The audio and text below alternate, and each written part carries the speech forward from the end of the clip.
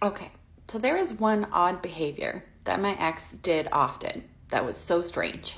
I need to know if I'm the only one that has experienced this. Like, do you have men in your life that do this? And if you're a man, like, do you do this? Please shed some light. So this comment is about when I would meditate. Sometimes I'd be meditating and I would feel something enter my aura, only for me to open my eyes and see this. To him, it was funny. To me, it was infringing on my personal time. It was disrespectful. It was objectification. It was devaluation. And when I would express that, of course, he was joking and I was too sensitive. But outside of this, he would do other things. When I would do yoga, he would take it as a personal invite to enact a new sex position. When I was cooking dinner, he would walk into the kitchen with it hanging right out.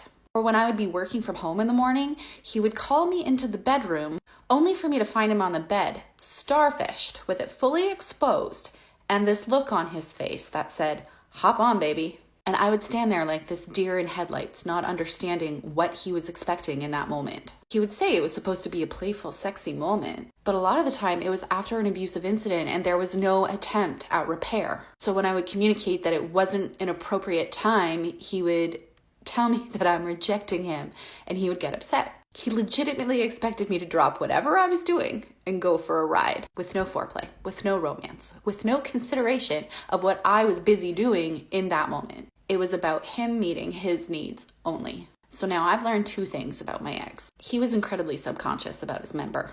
He would criticize himself, and I'm not sure if he was simply fishing for compliments, but even when I validated him, it was awkward. And two, he sought validation through sex. Sex was his go-to repair strategy. He literally told me that makeup sex was the best thing ever, and he would get upset if I didn't want to have makeup sex after an argument.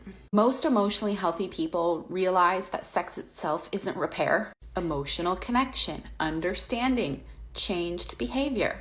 That is how you repair. So when I would walk into him starfished, and I would awkwardly laugh and then walk away to go back to whatever I was doing, he would get upset because he felt like I was rejecting him, not realizing he was setting himself up for that rejection. He was self-sabotaging. Tell me if you think I'm wrong, but I think this demonstrates a complete lack of understanding of how women actually work. And the only people who don't understand this are people who don't view women as autonomous human beings. To them, we're just an object.